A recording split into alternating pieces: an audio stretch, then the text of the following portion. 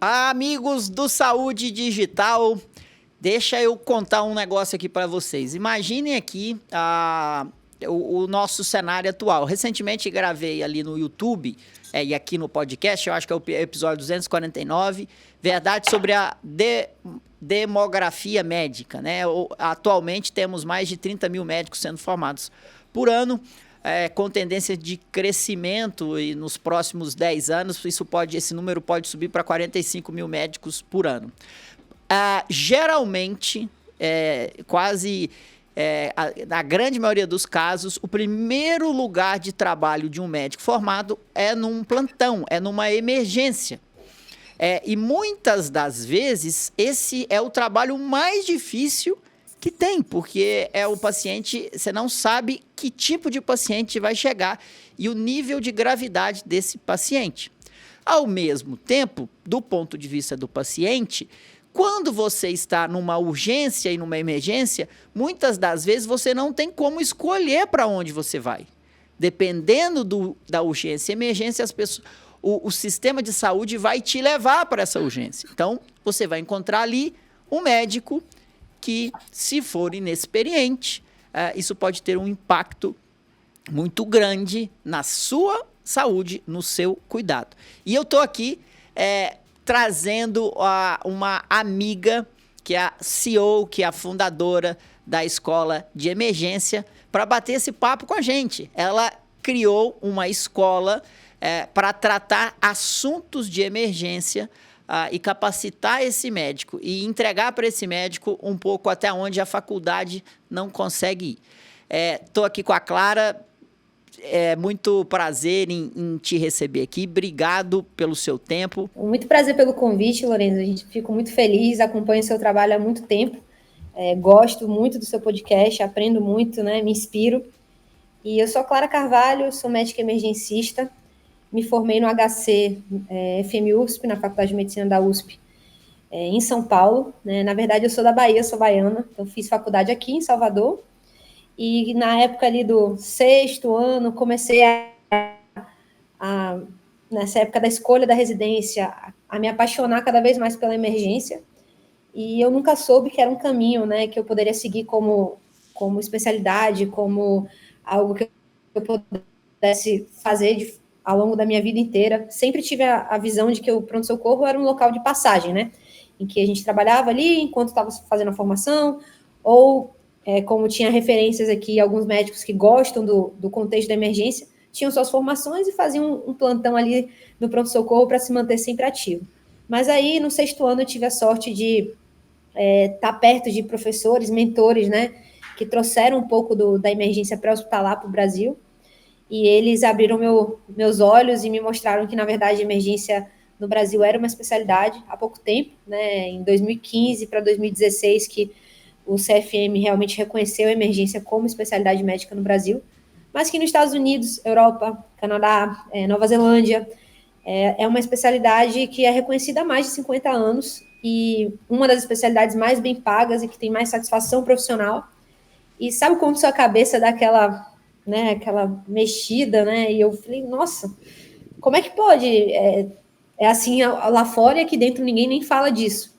Tudo bem que quando eu me formei tinham 3 anos que tinha virado especialidade, mas já que é algo mundialmente falado, por que esse conhecimento chegou até a mim durante a minha formação, a faculdade, né? Enfim, aí eu fui me debruçar nisso e fui fazer minha residência. A USP estava na sua 3ª turma, né? Eu fui a 3ª turma. Então, quando eu entrei, eu tinha o meu R3, R2, R1, era a primeira turma ali completa. E assim fiz a minha formação em medicina de emergência. Depois acabei percebendo ao longo do caminho que o que me aproximava da especialidade, o que fazia com que eu gostasse da especialidade era muito mais o transformar a vida do paciente, enfim, você poder estar ali dando um bom cuidado ao paciente.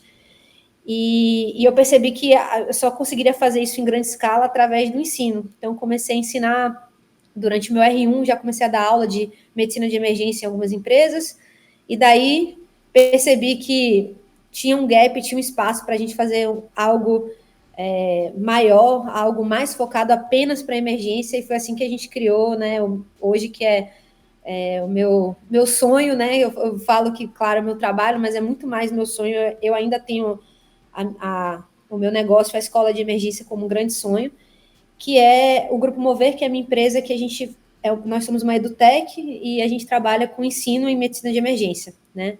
Então, nosso produto principal é a escola de emergência, que é um streaming, né? Uma plataforma de ensino de medicina de emergência, conectando o aluno ao ensino de qualidade.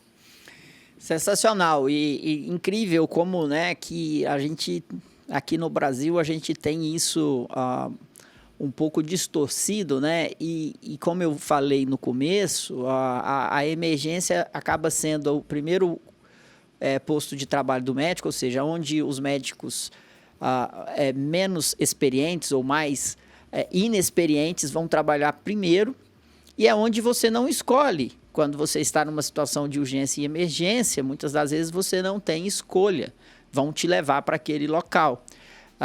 E isso é muito sério, né? Porque isso E impacta. ainda digo mais, não é só a escolha. Às vezes você até escolhe o lugar, mas quem é o médico que está ali? Porque se você quer um cardiologista, você vai escolher, você vai olhar hoje em dia, né? A gente vai olhar nos blogs, na internet, nas redes sociais, quem é aquele médico, como que ele se porta, você escolhe, marca sua consulta e vai até ele. E a partir dali, você que fez a escolha ativa. Na emergência, não. Você pode até escolher o lugar, mas quem é que está de plantão, né? Isso faz diferença, né? E quem está dando plantão, né? Geralmente são os mais inexperientes. Exato. E aí você viu essa dor e com a escola de emergência você ataca essa dor muito importante, muito relevante.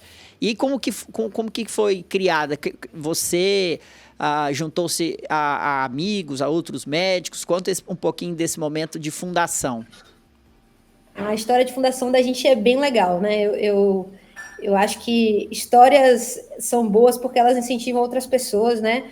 E muitas vezes a gente olha uma pessoa ali em um certo determinado passo ali da carreira e você acha que é impossível de chegar lá, mas aí quando você vai revirar a história, você vê que todo mundo começou de um momento zero, sem absolutamente nada, nenhum recurso, né? E a nossa história foi assim, eu estava no R1 de medicina de emergência lá na USP, e eu tive um convite para começar a dar aula de emergência numa empresa de educação. E eles queriam me contratar para dar umas 10 aulas, mais ou menos, de primeiros socorros, umas coisas mais básicas, mas queriam que fosse uma pessoa da especialidade, porque até então não tinha ninguém ainda especialistas falando de emergência, né? Alguém que tivesse inserido. E então eu comecei a dar aula nessa empresa, e aí eles me pediram 10 aulas, eu falei, não, essas aulas eu não vou dar. E aí mostrei para eles que ali tinha que, para fazer um programa básico de emergência, a gente teria que cobrir ali mais ou menos uns 30 conteúdos básicos, ensinando ali o jovem a raciocinar, quem está ali porque esse curso era para estudante de medicina, a raciocinar no paciente grave, entender o mindset do emergencista. E ali naquele momento, muita gente teve ali um desconforto, não precisa disso tudo, é besteira, e isso me deixou um pouco desconfortável, né? Acabaram no final me convencendo o pessoal, fiz as aulas, mas esse processo todo me fez enxergar pela primeira vez esse olhar para o empreendedorismo. Eu falei, nossa, na verdade, eu acho que eu preciso ser realmente ativa nessa passagem de conhecimento e eu consigo fazer isso de outra forma, né? Preciso ensinar outras pessoas. E aí eu tenho um grande amigo meu, que ele foi, quando eu me formei, como você acabou de falar, eu vivi exatamente esse cenário, e que provavelmente você também deve ter vivido, quando eu me formei. Eu me formei, meu primeiro emprego foi no SAMU. E aí você para pensar, né? SAMU, você faz uma ligação pedindo um socorro, um pedido de uma emergência médica. Raramente é uma urgência, assim, a grande maioria das vezes que o SAMU é disparado é uma emergência médica. E você vai sozinho, então não tem colega para partilhar a decisão, junto com uma equipe multi, né, um enfermeiro, o condutor, e você vai atender ali um paciente fora do ambiente hospitalar seguro, dentro da casa de um paciente sem recurso nenhum, e ali você tem que dar uma conduta para muitas vezes tirar o cara de um agravo de saúde que pode lhe custar a vida. Então, era o meu emprego. Eu falo, eu era a melhor pessoa para estar ali? Com certeza não. Durante a faculdade, eu fiz toda uma jornada de emergência, enfim. Eu me sentia bem ali, porque eu tinha os meus professores, mentores, que fizeram um grupo comigo, com outros colegas, para auxiliar, meio que uma mentoria, mas ainda assim não era o lugar. E isso, quando eu entrei na residência, me doía muito. Eu falava, cara, eu fiz isso Não concordo hoje, né? Hoje que eu tenho maturidade, hoje eu vejo que não é o correto. E aí eu preciso ensinar esse pessoal. E uma das pessoas que mais me ensinou quando eu estava no SAMU era o meu chefe do meu dia de plantão, que é o Geibel, que hoje é meu sócio. Ele era meu chefe, ele é uns 4, acho que ele é 5 anos mais velho do que eu na faculdade. Ele era chefe lá do SAMU, do dia do plantão, e a gente foi fazer residência juntos. Na mesma época, coincidentemente, ele fez exército, enfim, acabou postergando um pouco a formação dele de residência, e aí, quando ele entrou na residência, ele fez cirurgia geral, porque ele queria fazer cirurgia do trauma, e eu fiz medicina de emergência. E eu acredito que são duas áreas que são super complementares, porque hoje no Brasil, quem atua em trauma ainda não é o emergencista em muitos lugares. Então, é uma formação complementar. E eu conversei com ele e falei, poxa, por que a gente não vai ensinar o pessoal lá em Salvador? A gente tem casa lá, a gente está aqui na residência. Um final de semana que a gente estiver de bobeira, vamos para Salvador fazer um curso lá na faculdade.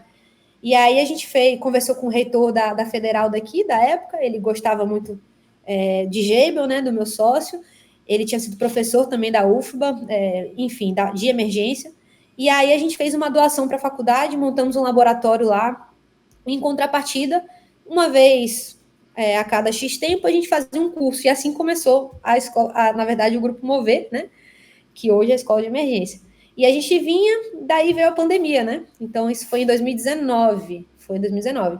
E a gente tinha vários cursos já fechados para 2020, tudo em Salvador. Era literalmente os custos que a gente tinha, todos os custos que a gente tinha, a gente pagava com as inscrições, não sobrava nada e era 100% por propósito ali um negócio. E a gente ia melhorando o laboratório ali aos poucos, né? Enfim.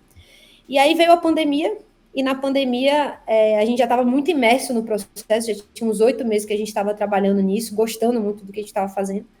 E na pandemia veio o desafio, né? E agora? A gente tinha um monte de curso já programado para o ano de 2020, agora a gente vai ter que deixar tudo para lá. E aí eu, nesse momento, graças a Deus, eu já tinha uma presença digital por conta do esporte, nada a ver com a escola, por trazer um pouco de wellness no meu perfil pessoal. E eu sempre gostei do digital. E aí eu falei com ele, é a hora da gente ir para o digital, porque a gente não faz a mesma coisa que a gente está fazendo online. Mas a gente não tinha estrutura, a gente não tinha... éramos 2 residentes, então a gente não tinha dinheiro, não tinha estrutura, não tinha nada. Mas a gente tinha boa vontade, que eu acho que é o mais importante. Então a gente começou a dar aula online, né? Na pandemia, o que a gente fez? Vamos ensinar o que a gente está fazendo aqui no HC. Então, aqui é o maior convidado da América Latina. Tudo que a gente está fazendo aqui tem que se espalhar pelo mundo.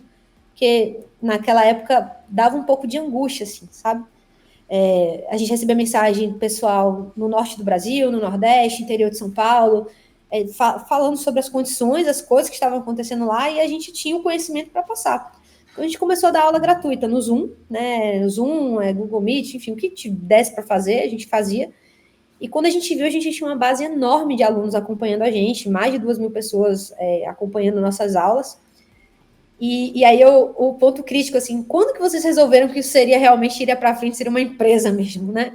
Então foi quando os 2 pegaram Covid mais ou menos na mesma época, e na residência, né? Você sabe como é a bolsa de residência, uma bolsa de residente na minha época era menos de R$3.000, tinha aluguel para pagar em São Paulo, e a gente não podia dar plantão por 14 dias, porque naquela época eram 14 dias sem plantão, por fora da residência. E aí eu me vi pela primeira vez numa situação de desespero, não tinha como pagar meu aluguel, peguei um Covid leve, graças a Deus, ele também, e aí a gente falou, vamos fazer um curso. E aí a escola nasceu assim, a gente, no meio da dor ali, do sofrimento de precisar do dinheiro, a gente pegou aquela base que a gente tinha, estudamos bastante marketing digital, etc e tal, e com o celular, foi com o iPhone, a gente botou o iPhone, pegou uma luz, colocou e começamos a gravar nossas aulas. E aí lançamos um curso de 60 aulas, cobrando muito barato, mas que vendemos bastante, conseguimos pagar nosso aluguel. Depois que a gente tinha esses alunos começaram a cobrar que queriam mais, né? Queriam mais coisas, queriam mais. E aí vinham, eu quero um curso de via aérea, eu quero um curso de não sei o quê. E aí nesse meio do caminho eu comecei a pensar sobre o lado pedagógico do negócio, não só em números, enfim. E aí eu tive a ideia, eu falei, nossa, eu não acho que o aluno deve decidir o que ele tem que aprender. Se a medicina de emergência é algo que não é ensinado nas faculdades, e o aluno quer aprender mais emergência, vamos fazer como se fosse um streaming, um Netflix, em que o aluno tem acesso a tudo, porque se eu for esperar com que o aluno queira aprender, por exemplo, uma reposição hidroeletrolítica, algo que é chato, digamos assim, ele não vai comprar esse curso. Mas ele precisa saber fazer isso na emergência. Então, vamos fazer algo que seja acessível. E aí, nisso veio a escola de emergência. Então, da fundação ali da nossa empresa até o primeiro produto, o grande produto, né, que a gente tem até hoje, demorou cerca de 1 ano e meio da gente, entre curso presencial, enfim, pandemia, entender o que era o negócio. E aí, desde então, a gente vem construindo a escola, né, que hoje é um hub de mais de 600 aulas de medicina de emergência, e trazendo cada vez mais os alunos ao ensino de qualidade. Perfeito. Clara, o que você pode falar de alguns números aí da empresa, além das 600 aulas, número de alunos, o que você pode compartilhar para a gente ter uma ideia de onde vocês estão? Hoje a gente. Aí eu sempre gosto, sabe? Eu gosto de compartilhar não só sobre os acertos, mas muito mais os erros, né?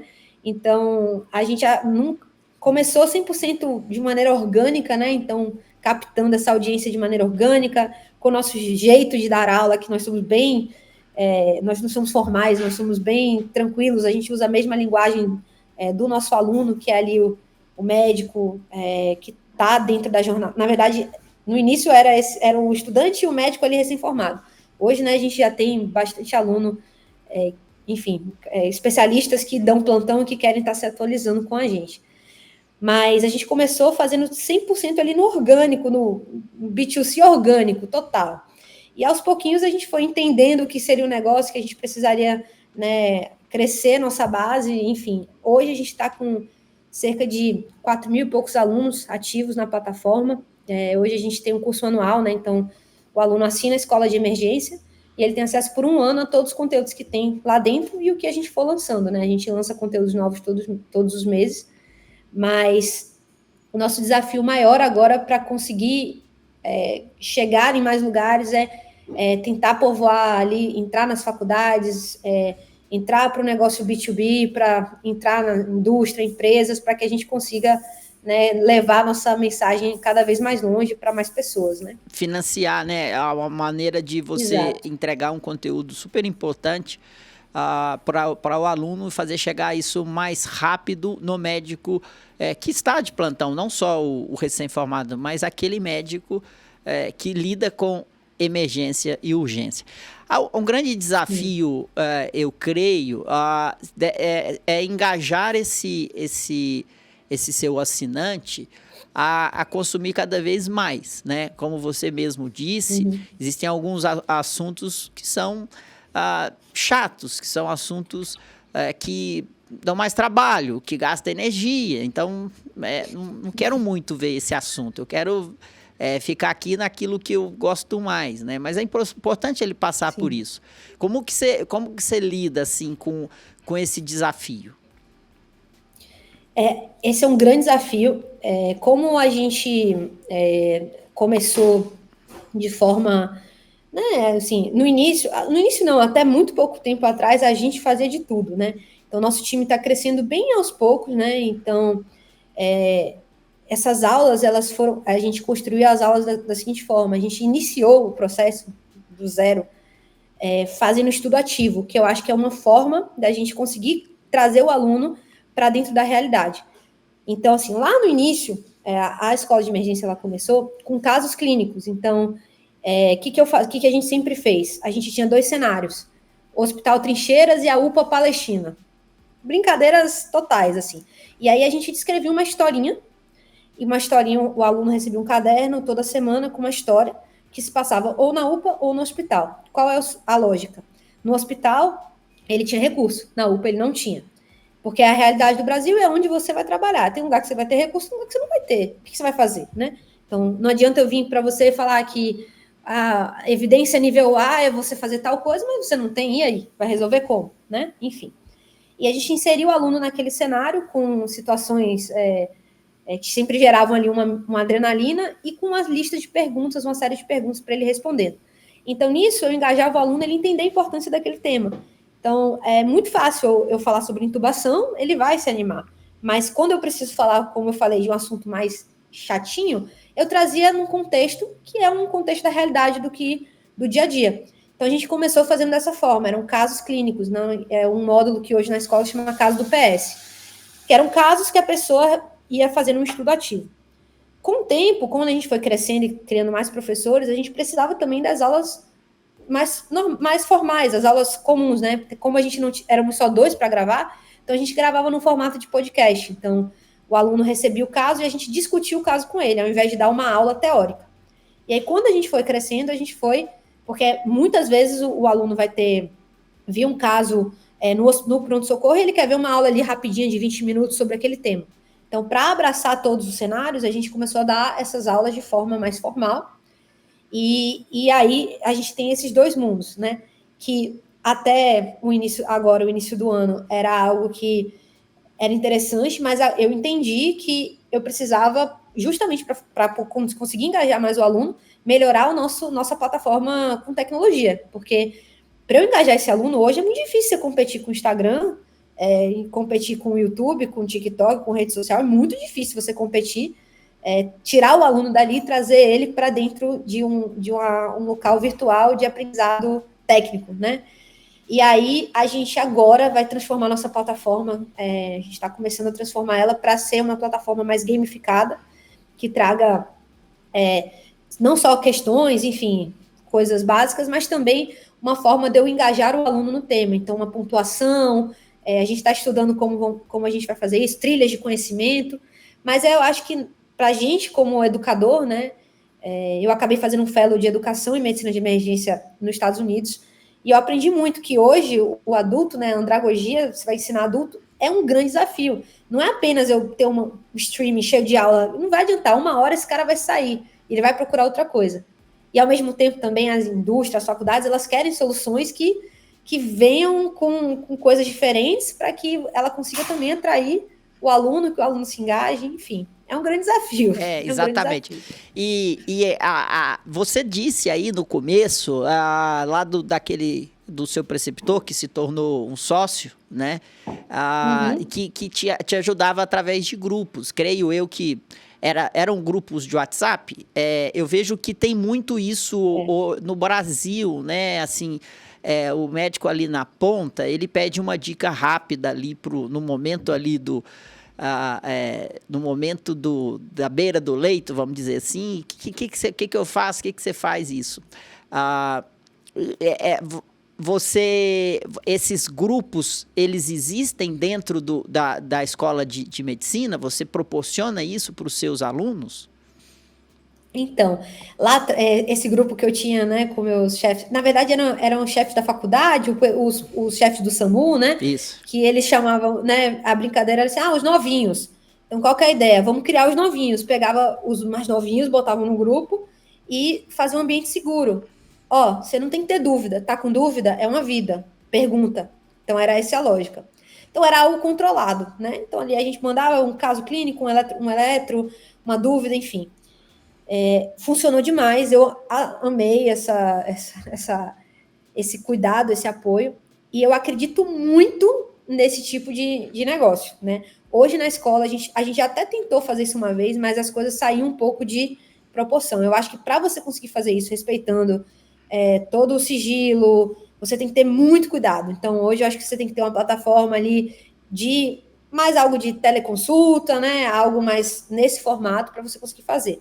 Hoje a gente não faz. A gente já tentou fazer no início, mas a gente achou que a gente não ia conseguir dar conta, era Telegram na época, e as pessoas passavam do ponto, não respeitavam as regras do grupo, e aí a gente achou melhor pausar, né? É uma das coisas que a gente está no nosso radar para os próximos anos, porque eu sei que é uma dor enorme, e não só do médico que está ali no plantão, ali na beira do leito, nem só esse não, mas também dos gestores. Às vezes a gente... hoje eu coordeno um pronto-socorro, eu trabalho com gestão também, e eu sei que muitas vezes você tem alguns locais que os gestores eles querem uma luz ali, seja né, em relação a número de pacientes, fila, tempo de espera, e a gente também está trabalhando, assim, pensando no futuro de poder ter esse canal dentro da escola de emergência. Perfeito. E eu vou ter que fazer meu jabazinho aqui, que a SD Conecta oferece isso de forma segura, com notificações. Então, estamos à disposição aí para, se for para apoiar esse seu propósito. Pode construir juntos, né? Exatamente. Construir um projeto de medicina de emergência juntos. Exatamente, porque eu acredito muito nessa força de comunidade e, como você disse, né, as plataformas de comunicação top of mind, vamos dizer assim, WhatsApp e Telegram, ela ali está misturado com a família, ali está misturado com os amigos, ali, por mais que você queira garantir um decoro ali, é muito difícil, porque aquele ambiente não costuma ser um ambiente de decoro, porque já está tudo misturado, e as funcionalidades não são para isso, né? Se um caso que se discutiu há 3 semanas, você não consegue buscar, você não consegue achar, você não consegue... o que a SD Conecta faz hoje é integrar essas comunidades, né? Não só na escola, na área de emergência, aliás, não temos área de emergência, seria muito legal a gente falar sobre isso, mas a gente tem outras comunidades de outras especialidades, mas é o que eu acredito, porque quando você tem trocas, né? Quando você tem trocas e um ambiente de decoro e controlado, isso é muito útil para todos, porque a informação ela transita muito mais rápido. E aí, Clara, uma outra pergunta que eu queria te dizer é que também vocês costumam ter encontros presenciais, mecanismos de prática, por exemplo, na minha ali quando eu era 6º ano, eu participava, você falou de trauma, né, daquele ATLS, né? Sim, que aquele sim. O suporte à vida em trauma, né? Que é igual tem o ACLS, que é de clínica, mas eu me candidatava a ser, como eles chamavam? Monitor. Manequim, isso. Manequim. Então eu era manequim, eu acho que hoje nem pode mais, naquela época eram estudantes de medicina, então vários dos meus fins de semana foram ocupados sendo manequim ali, não ganhava nada. Só que por estar ali... Mas aprendia muito, nossa, né? aprendia muito, porque eu estava ali e estava pescando tudo que estava acontecendo, lendo aquele livrão que eles têm, aquela apostila. E eu entendo que talvez isso possa ser uma dor também, né? Porque talvez algo que você precisa passar em loco, né? na prática. Muitas escolas de medicina começam a ter os ambientes de prática com manequins, né? Com protótipos. Como que você enxerga isso? Como vocês atuam nisso dentro da escola de emergência? Então, a gente começou dessa forma, né? Como eu contei, fazendo práticas. E a prática é sensacional. É onde o aluno aprende assim a colocar a mão na massa, etc. Então, mas por que a gente deu uma pausada? A gente parou. Porque eu entendi que a prática, naquele momento ali, ela não era escalável, né? Então, dependia muito da gente estar ali presencialmente, num grupo pequeno. E que, de maneira online, eu conseguiria levar, né, o ensino para muito mais pessoas. Até a gente se estruturar de novo, para a gente conseguir ter as duas coisas, né? E a gente fez um combinado nosso interno, né? A gente é muito pé no chão, porque somos todos médicos e todos apaixonados pelo que fazem. E todo mundo gosta do pronto-socorro, gosta de atuar, e eu acredito muito que o tipo do negócio da gente, se a gente não está inserido no trabalho, não tem como o trabalho continuar andando. Então, assim, eu não tenho como continuar dando excelentes aulas sem estar ali no dia a dia, pelo menos uma vez na semana, ali no pronto-socorro, tendo a visão né, do que está acontecendo, das novidades, ter o aluno me perguntando, eu sou preceptora de residência também, eu sou preceptora de residência, faculdade, no hospital, enfim. E você receber isso o tempo inteiro ali te dá um ânimo para você estar sempre melhorando, estudando, capacitando, melhorando nas aulas. Então, a gente fez um combinado interno na escola que até o início desse ano a gente não iria para presencial, por mais que a gente quisesse muito, a gente ia focar em deixar a nossa plataforma da escola de emergência muito boa, sabe? Que a gente não tinha braço para fazer todas as coisas.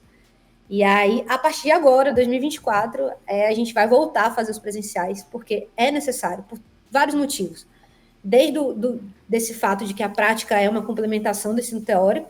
E segundo, porque é o momento que a gente tem de celebração com os alunos, é onde você vai conhecer, fala, cara, eu sou de verdade, sou uma pessoa, você está me vendo aqui pela tela, então a gente vai conversar, a gente vai tirar as dúvidas presencialmente. Muitas vezes eles querem dúvidas em relação à carreira da emergência, a gente está disponível para isso.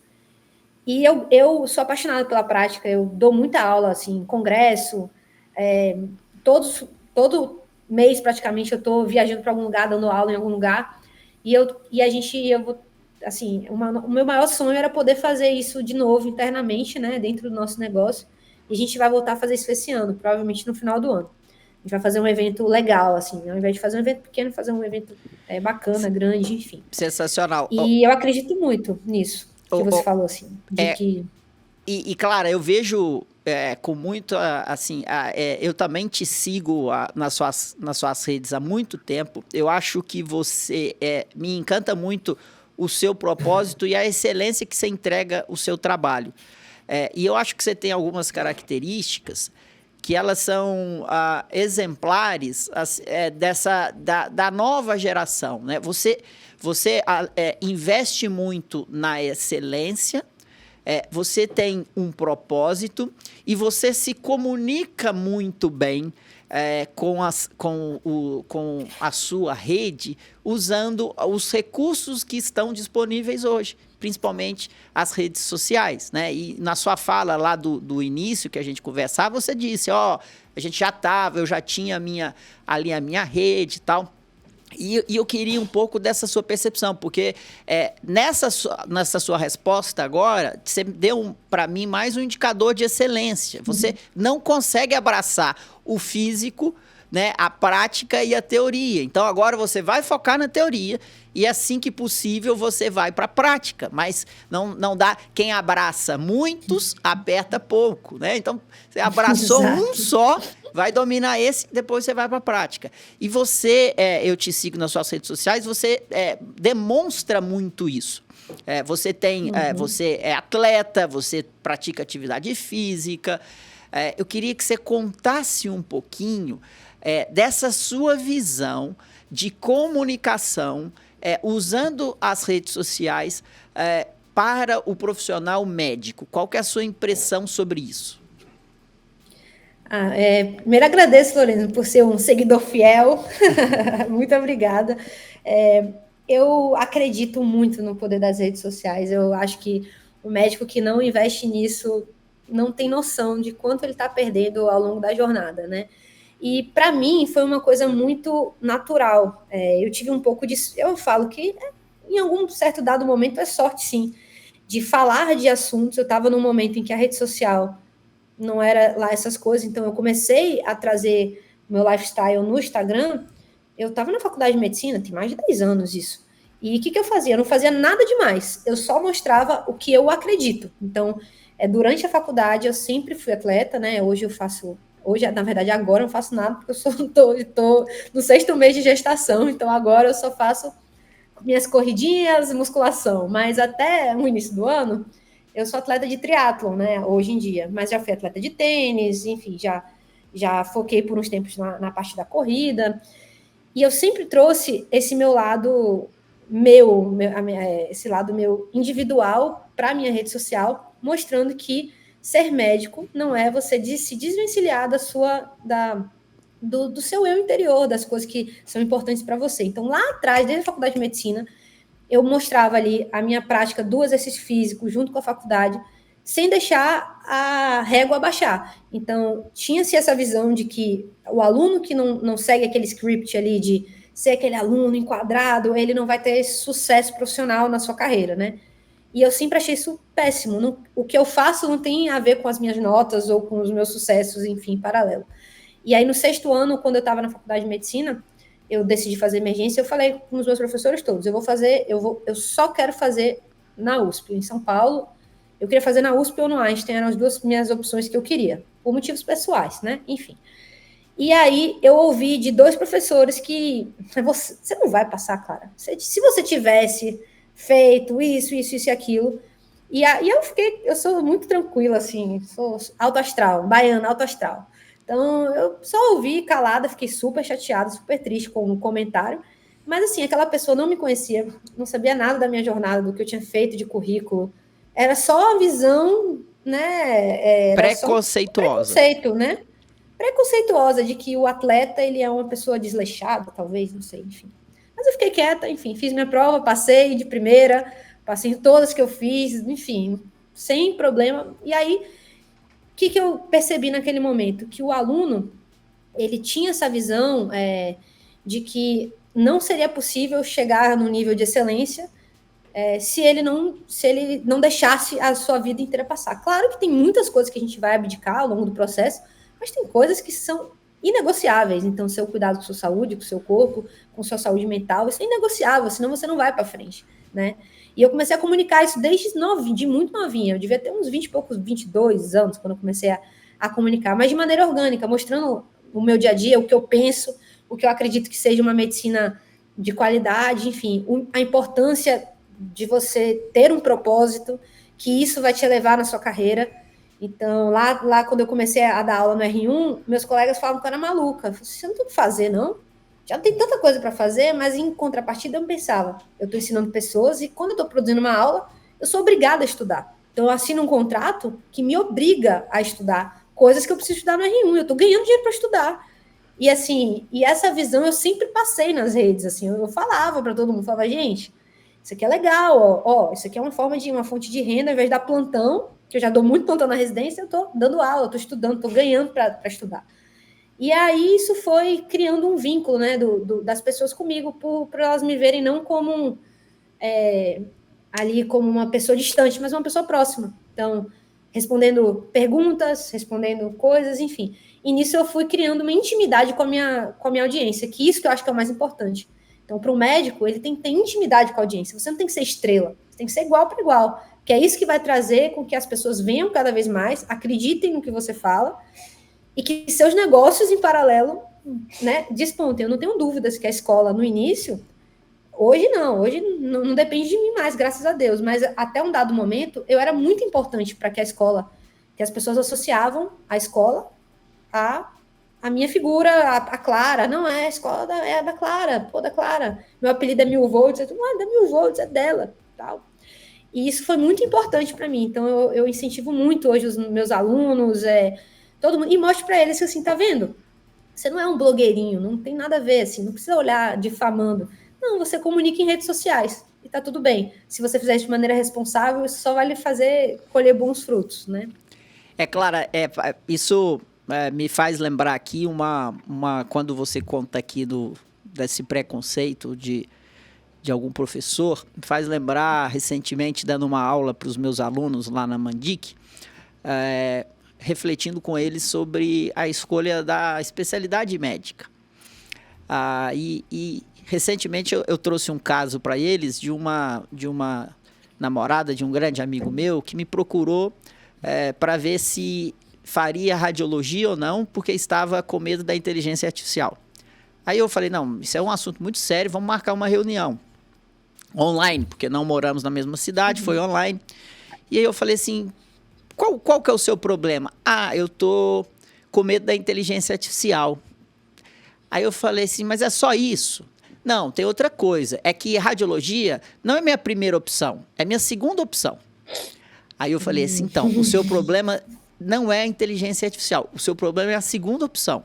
Você é uma jovem inteligente que até aqui conseguiu tudo que você quis, com base no seu esforço, no seu trabalho, e agora você está no primeiro ano de residência médica, você está considerando ir para a sua segunda opção. Sabe de uma coisa? Se você for para a sua segunda opção, a inteligência artificial sempre vai ser uma ameaça para você. Sempre. Agora, se você estiver na sua primeira opção, aí inteligência artificial nunca será uma ameaça para você. Eu acho que esse é o ponto, né, Clara? E talvez é isso que a gente precisa buscar, e isso que eu sempre busco, sempre que eu posso compartilhar com aqueles que estão nessa tarefa de formar em medicina, escolher uma residência, escolher a faculdade que você vai ter. você precisa estar na sua primeira opção.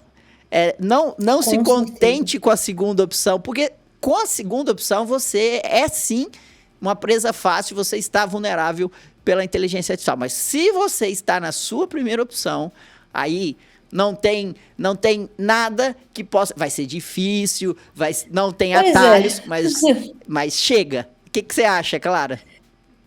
Então, Lorenzo, imagine, em radiologia o medo é a inteligência artificial. Medicina de emergência, o medo é existir, eu acho. Todo mundo fala assim, não, medicina de emergência é um sinônimo de você ser um eterno recém-formado, ganhando pouco, trabalhando muito. Essa é a visão das pessoas. Por quê? Claro, você vai fazer medicina de emergência, foi o que eu mais ouvi. Você vai fazer medicina de emergência para viver de plantão, para fazer o que você pode fazer hoje sem nenhuma formação. Não faz sentido.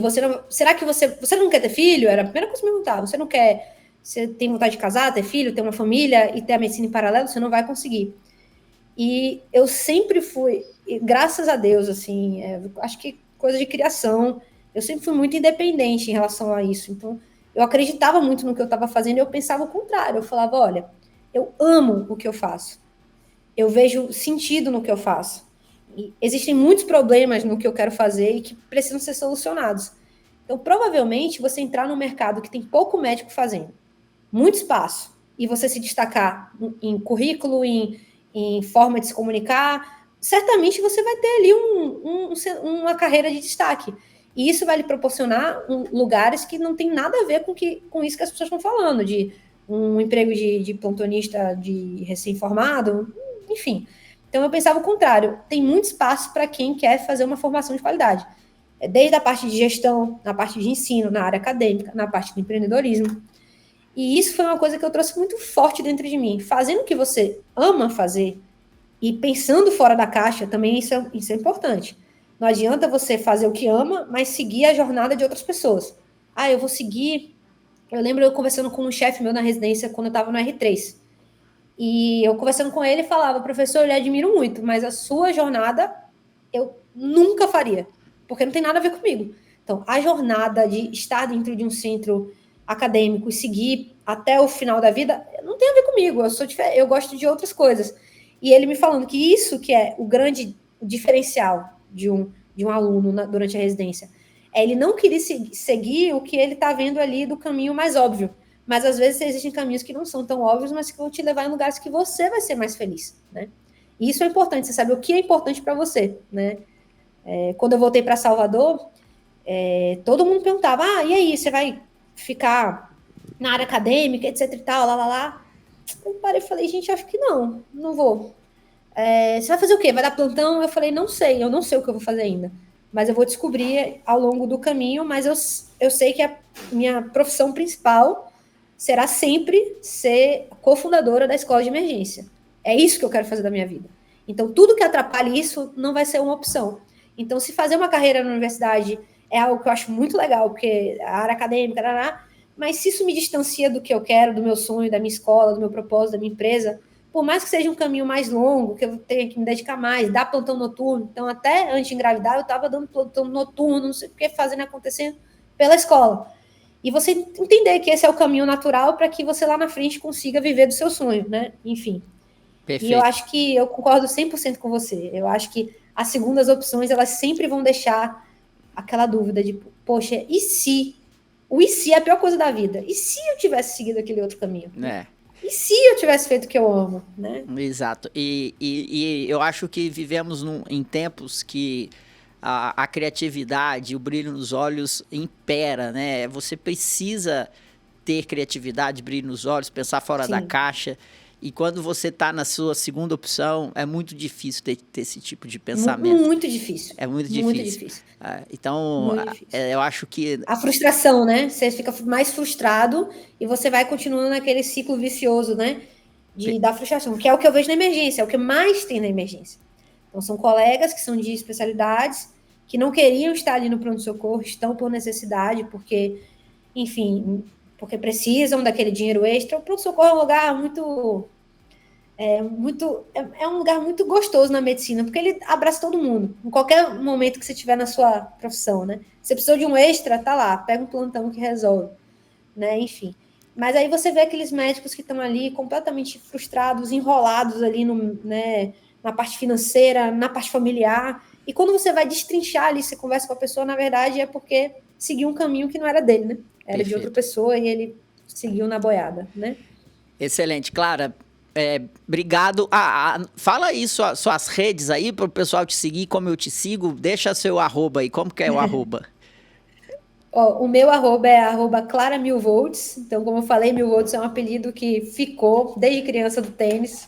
Enfim, é Clara1000volts e a escola é @escola.de.emergência. Então, vai ser um prazer que vocês conheçam um pouquinho do nosso trabalho. Se você não está nessa fase, né, de passar pela emergência, ou já saiu disso, não está na emergência, é médico, está ouvindo, indica para quem você conhece que ainda dá plantão, que a escola de emergência está ali prontinha para ajudar nos melhores momentos da vida do médico e nos piores momentos da vida do paciente, né? Fazendo esse duelo. Excelente. Clara, brigadão, parabéns pelo propósito, pelo brilho nos olhos, como você conduz a sua carreira, o seu negócio. Desejo muito sucesso, obrigado por compartilhar o seu tempo aqui conosco. E até a próxima, até breve, para a gente contar as evoluções aí da Escola de Emergência, viu? Com certeza, com certeza. Se Deus quiser. Muito obrigada, gente, foi um prazer.